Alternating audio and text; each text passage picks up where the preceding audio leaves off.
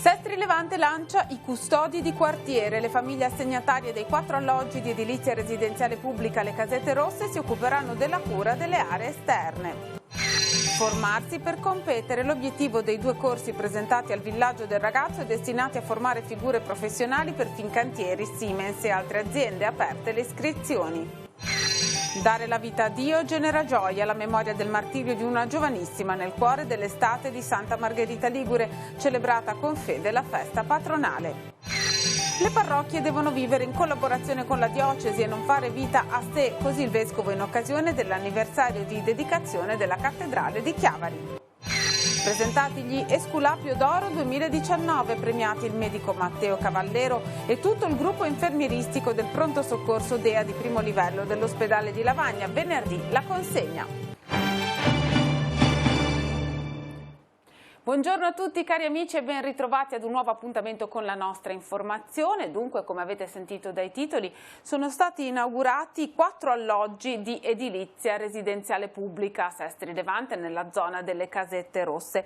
Le famiglie che vi abiteranno hanno firmato un patto con il comune e hanno preso dunque l'impegno di occuparsi della manutenzione delle aree esterne utilizzate anche dalle altre persone del quartiere. Dunque questo diventa un punto di aggregazione, di presidio sociale ma anche di speranza per tutta la zona. Sestri Levante lancia l'esperimento dei custodi di quartiere. Alle Casette Rosse sono stati inaugurati 4 alloggi di edilizia residenziale pubblica ricavati dal restyling dell'intera area.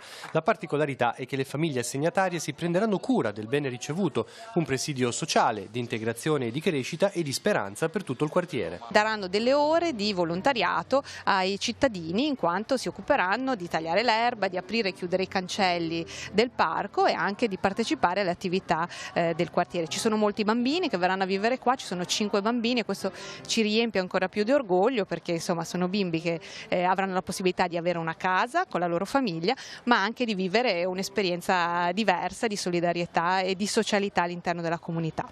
L'intero lavoro di ristrutturazione delle Casette Rosse è costato 840.000 euro, una parte finanziata con contributo del bando regionale di rigenerazione urbana, l'altra con la vendita di patrimonio pubblico. Per le famiglie, individuate dai servizi sociali del comune, il contratto è di 2 anni. Diventare residenti ma anche custodi è per loro una grande e bella responsabilità. Molto bello anche perché noi 2 abbiamo dei bambini, quindi essendo dentro un parco giochi è stupendo per loro, siamo molto contenti, sì, è un'opportunità buona. Dobbiamo fare il taglio dell'erba, chiudere e aprire i cancelli e stare molto attenti appunto alla pulizia perché comunque fanno delle feste, dei compleanni, bisogna stare molto attenti appunto a pulire e tenere bello pulito tutta l'area qua delle Casette Rosse. L'area dispone anche di un punto d'incontro per il quartiere che sarà gestito dalle associazioni della zona. Proprio per dare la possibilità agli anziani di incontrarsi d'inverno perché in questo momento si incontrano nel parco di là, però non hanno una struttura adeguata per poterli proteggere dalle intemperie e poi sarà anche un punto dove faranno feste, incontri, insomma che lo utilizzeranno come loro credono. Sono aperte le iscrizioni ai 2 corsi di formazione professionale che sono stati presentati al Villaggio del Ragazzo di San Salvatore di Cogorno. Corsi che avranno un'alta possibilità di assunzione presso aziende del territorio, ma non solo, che si sono impegnate appunto a collaborare con l'ente di formazione per la loro organizzazione. Vediamo. Formarsi per competere, un imperativo che già da alcuni anni le organizzazioni sindacali del territorio hanno assunto come via indispensabile per poter offrire le necessarie competenze a chi è in cerca di lavoro. Bene, fare la formazione è fondamentale per il territorio, è fondamentale per i ragazzi e ovviamente per creare nel prossimo periodo, speriamo, tanti lavoratori che possano avere un lavoro di prospettiva che crei le condizioni economiche per lo sviluppo del nostro territorio. I corsi finanziati da Regione Liguria presentati al Villaggio del Ragazzo sono 2, puntano a formare figure professionali che possano al termine del percorso avere uno sbocco lavorativo. Le iscrizioni sono aperte da qui a metà settembre sostanzialmente, e sono corsi che danno un'occasione concreta lavorativa ai nostri ragazzi. Uno è un corso di capobarca e quindi è legato a Fincantieri, che garantisce un'assunzione almeno del 35% degli iscritti. Poi l'esperienza ci dice che gli esiti dei corsi sono sempre al di là e al di sopra di quelle che sono le previsioni garantite dalle aziende. L'altro invece è un corso più legato a tutto il settore dell'elettronica ed elettrico, ha molte aziende alle spalle, tra cui Siemens, e l'occupazione in questo caso è oltre il 45%. L'inaugurazione al centro di San Salvatore dello sportello servizi al lavoro diventa strategica per mettere in contatto domanda e offerta, incrementando ulteriormente le possibilità di impiego per disoccupati e inoccupati. Avere uno sportello diretto che metta in contatto chi ha partecipato ad esempio a corsi di formazione con le aziende che cercano manodopera è importantissimo. Il tassello che manca quasi sempre sia nel pubblico che nel privato. Vediamo il numero esiguo di percentuale, che non in Liguria ma in tutta Italia, di contratti che vengono firmati all'interno dei centri per l'impiego, e quindi è chiaro che ogni strumento in più per favorire l'inserimento nel mondo lavorativo di chi si è già formato è uno strumento molto utile, quindi sono contento che questo avvenga qua al Villaggio del Ragazzo. Saranno avviati a breve i pagamenti per gli autotrasportatori che hanno dovuto affrontare maggiori spese a seguito del crollo di Ponte Morandi. Il commissario per l'emergenza Giovanni Toti ha firmato la nota di liquidazione. Le richieste di risarcimento risultate ammissibili sono state poco meno di 900.000 per 643 imprese, sia per le missioni di viaggio portuali sia per quelle urbane di attraversamento del nodo genovese. Verranno rimborsate oltre 624.000 missioni. Per l'anno 2018 da parte del Ministero erano stati trasferiti alla contabilità speciale della struttura commissariale 20 milioni di euro che verranno esauriti proprio per indennizzare tutti i richiedenti. Un invito alla gioia ed uno all'ascolto sono scaturiti dalla festa patronale di Santa Margherita Vergine Martire celebrata a Santa Margherita Ligure. A presiedere le celebrazioni solenni quest'anno il vescovo ausiliare di Genova, Monsignor Niccolò Anselmi.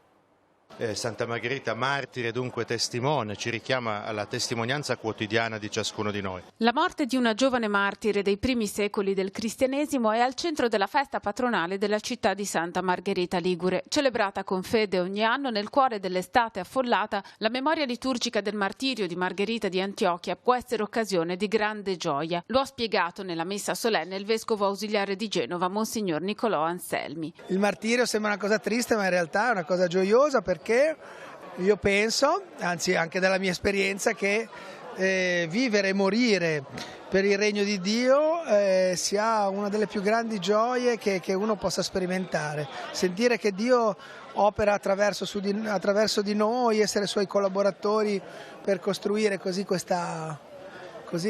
la festa del suo regno, dell'amore, sia una sensazione stupenda. Ecco. La gioia è anche quella dei sammargheritesi che hanno potuto prendere parte alla festa in una città che sta vivendo un'estate di piena vita dopo la distruzione della mareggiata di ottobre. È una grande gioia per tutti i sammargheritesi vedere una città che è riuscita a rimarginare le ferite dell'ottobre scorso e quindi festeggia questo 20 luglio con condizioni meteoclimatiche favorevoli, in una splendida giornata estiva e con la voglia e il desiderio di godere la bellezza del nostro territorio e del nostro contesto. La comunità parrocchiale ha celebrato la festa nella memoria grata dei segni lasciati dalla visita pastorale d'ambito vissuta con grande intensità in primavera. Sembra di continuare un po' quel senso di famiglia, di comunità a cui siamo chiamati a dividere e a condividere. Sì, la visita pastorale d'ambito ha lasciato questo segno appunto di una comunione che può crescere certamente nel rapporto tra noi sacerdoti, nel rapporto tra le parrocchie, ma nella nostra realtà questo è anche abbastanza possibile. Ecco.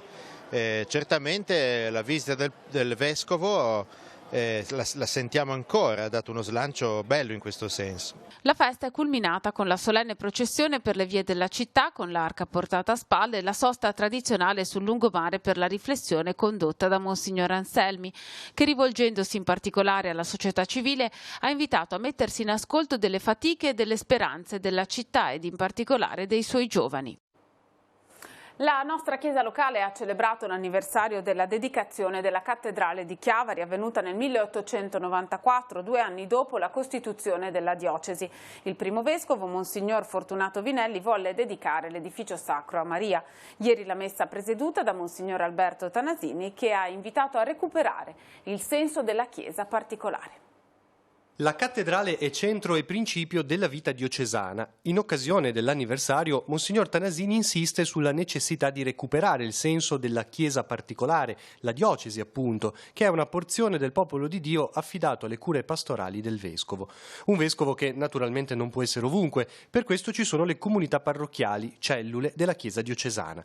Di qui la prima riflessione. Le parrocchie non possono fare vita a sé, nonostante sia questo il pensiero spesso dominante. Non può essere autonoma, come tante volte, troppe volte noi lo concepiamo, una realtà che si contrappone alle altre, che prende le distanze dalle altre, che afferma la propria identità nel distacco, addirittura dall'ignoranza della Chiesa diocesana.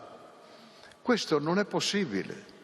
La seconda riflessione riguarda il legame tra parrocchie e diocesi, un rapporto che va coltivato nell'animo dei fedeli e del clero, ad esempio nella celebrazione comunitaria della messa domenicale. Secondo il vescovo deve essere favorito uno spirito di collaborazione. Bisogna avere la capacità di collaborare con la diocesi, di dare il loro apporto alla diocesi, di allargare nelle stesse comunità parrocchiali questo senso di comunione, di partecipazione, di collaborazione. E tutto questo proprio per il senso della Chiesa particolare. In conclusione, Monsignor Alberto Tanasini invita a riscoprire la bellezza e l'onore di appartenere alla Chiesa diocesana di Chiavari, di cui spesso, conclude, sembra esserci poca consapevolezza. Sono stati presentati questa mattina i vincitori del 29esimo Esculapio d'Oro assegnato dal Comitato Assistenza Malati Tigullio. Il riconoscimento quest'anno è stato assegnato allo staff del pronto soccorso DEA di primo livello di Lavagna, il medico Matteo Cavallero e tutto il gruppo infermieristico per un totale di 41 premiati. La cerimonia di consegna sarà venerdì prossimo alle 20 al Grand Hotel dei Castelli di Sestri Levante. Quest'anno il Comitato premia il pronto soccorso, possiamo dire, nella sua interezza? Sì, sono 41 persone a cui noi dobbiamo essere grati per il loro lavoro. Io delle volte quando sono stato spettatore, accompagnatore di persone al pronto soccorso, mi sono messo in un angolo e ho guardato, ho osservato. E se tu osservi queste cose, sembra che tu gli abbiano dato la corda, non si fermano un istante, camminano, c'è da impazzire.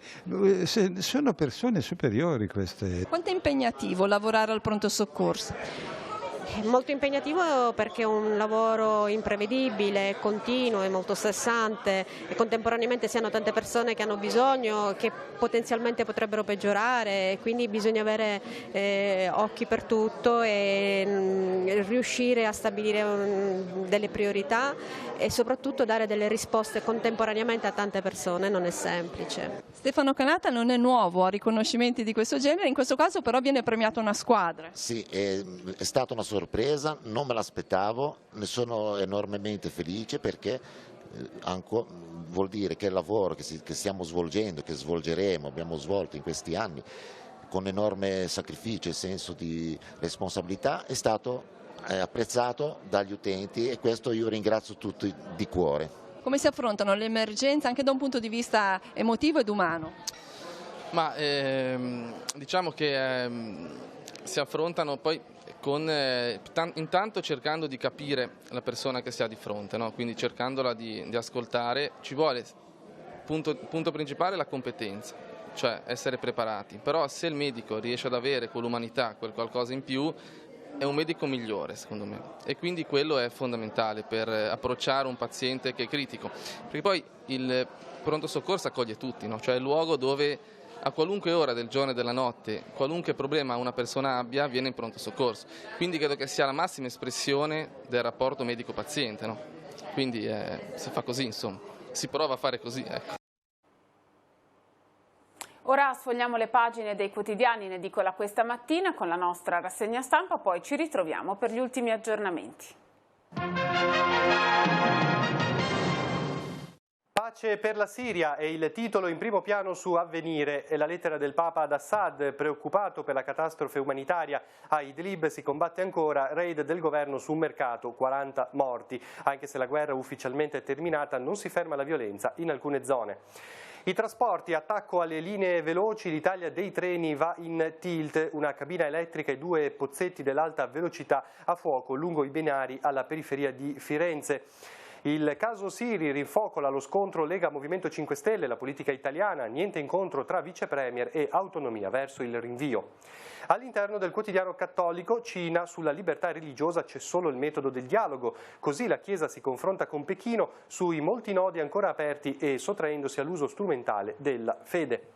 Ancora il caso Bibbiano, vigileremo sugli affidi, così il ministro Bonafede, che intende istituire una squadra speciale, torna ad attaccare il PD. Il Dem Orfini invece afferma enorme sciacallaggio politico e Bonaccini chiede una commissione regionale. In primo piano sul secolo XIX l'attentato che ferma l'alta velocità, l'Italia divisa in 2 stazioni nel caos, colpita una centralina elettrica a Firenze. Adesso la prima pagina del Levante che ci porta a Sestri, casette rosse, ecco i custodi di quartiere si prenderanno cura degli spazi comuni. Ieri l'assegnazione dei 4 nuovi alloggi di edilizia residenziale pubblica. Nella grafica vediamo i dati, 840.000 euro il costo della ristrutturazione e poi tutte le caratteristiche che ha il custode di quartiere. All'interno, a Cogorno, lo sportello del lavoro e corsi per disoccupati, doppia novità al villaggio. I progetti di formazione finanziati dalla Regione sono ideati in stretto accordo con le aziende. E infine a Santa Margherita Ligure arriva il cestino del mare che spazza via la plastica. È il primo Sea-Bin Life Gate posizionato dalla catena Best Western Italia. Può raccogliere 1,5 kg di detriti al giorno fino ad 1 tonnellata di rifiuti.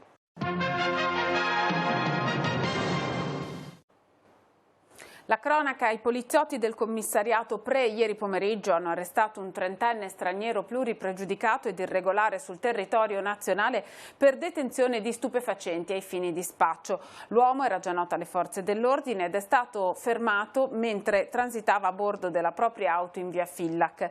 Si è mostrato fin da subito agitato e quindi questo ha reso necessario da parte dei poliziotti un controllo più approfondito. I poliziotti hanno trovato dunque nella maniglia di una portiera 2 confezioni di cellophane contenenti circa 10 grammi di cocaina.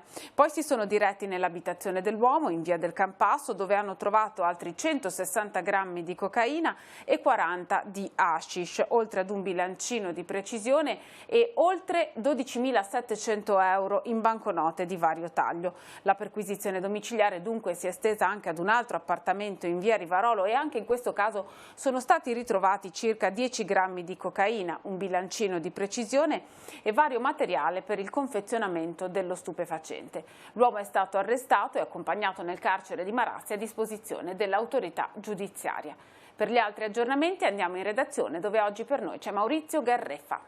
Grazie Emanuela, un saluto a tutti. Parliamo del cosiddetto lavoro sommerso, la cui incidenza in provincia di Genova è molto elevata, soprattutto nella fascia serale e notturna. A dirlo, dati alla mano, è l'Ispettorato del Lavoro di Genova. In questo periodo sono stati scoperti 9 lavoratori in nero in 2 pizzerie e 4 in un pubblico esercizio di nuova apertura. Uno di loro percepisce il reddito di cittadinanza, pertanto la violazione è stata subito segnalata all'INPS per la conseguente sospensione del sussidio. In entrambi i casi l'attività è stata sospesa. I controlli inoltre hanno permesso di scoprire l'esistenza di case di riposo abusive, cioè senza alcuna autorizzazione ad operare e che si avvalevano di personale in nero. Dall'inizio del 2019 sono stati individuati 187 lavoratori in nero, di cui 6 clandestini, 48 i provvedimenti di sospensione dell'attività imprenditoriale. È tutto a te Emanuela. Grazie, terminiamo così questa edizione di Tigullio Oggi. La prossima andrà in onda come sempre a partire dalle 19:15. Trovate tutte le notizie aggiornate sul nostro sito internet teleradiopace.com e al canale 187 Telepace News. Grazie per averci seguito e buon pomeriggio.